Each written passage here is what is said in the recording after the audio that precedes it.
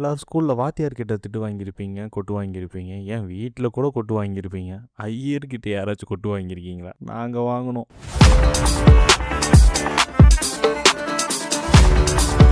Welcome to the episode of நாங்கள் 4 பேர். சரி, ரங்கநாதர் பார்க்கணுன்னு சீக்கிரம் சட்டை போட்டுன்னு குளிச்சுட்டு கிளம்பி போனால் கியூ கடல் மாதிரி நிற்குதுங்க.